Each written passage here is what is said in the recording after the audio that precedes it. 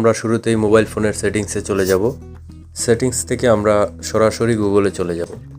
গুগলে যাওয়ার পর আমরা দেখব আমার জিমেইলের ঠিক নামের পাশে ম্যানেজ ইওর অ্যাকাউন্ট একটি অপশন রয়েছে, আমরা সেটাতে ক্লিক করব।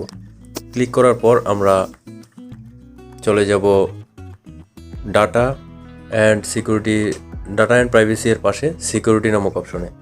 সিকিউরিটি নামক অপশনে যাওয়ার পর নিচের দিক থেকে আমরা দেখব গুগল প্রমোট নামে একটি অপশন রয়েছে, সেই অপশনে আমরা ক্লিক করব। ক্লিক করার পর আমরা এখান থেকে আমাকে আমার মোবাইলের লকের পাসওয়ার্ডটি দেওয়ার জন্য বলতেছে। ফিঙ্গারপ্রিন্ট দিয়ে আমরা সেটা কন্টিনিউ করব। দেখুন, গুগল প্রমোট অপশন থেকে আমরা পেয়ে গেলাম আমার জিমেইলটি বর্তমানে দুটি ডিভাইসে ব্যবহার হচ্ছে। একটি আমার মোবাইল যেটি আমি ব্যবহার করছি অনর হ্যাকসেট এবং অপরটি নোকিয়া 6.2। তো আমি দেখতে পাচ্ছি নোকিয়া 6.2 আমার মোবাইল নয়, সেটি অন্য একটি ডিভাইস।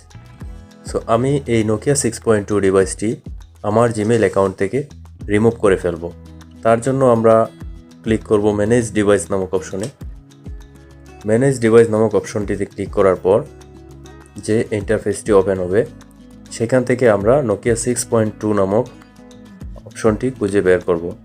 নোকিয়া 6.2 নামক অপশনটি খুঁজে বের করার পর আমরা এখান থেকে নর্মালি দেখব সাইন আউট নামক একটি অপশন রয়েছে। সাইন আউট নামক অপশনে ক্লিক করার পর আমরা যদি সাইন আউটে দিয়ে ফেলি তাহলে অটোমেটিকলি আমার জিমেইলটি নোকিয়া ডিভাইস থেকে রিমুভ হয়ে যাবে।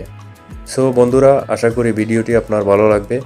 যদি ভিডিওটি ভালো লাগে অবশ্যই চ্যানেলটি সাবস্ক্রাইব করতে ভুলবেন না। ধন্যবাদ।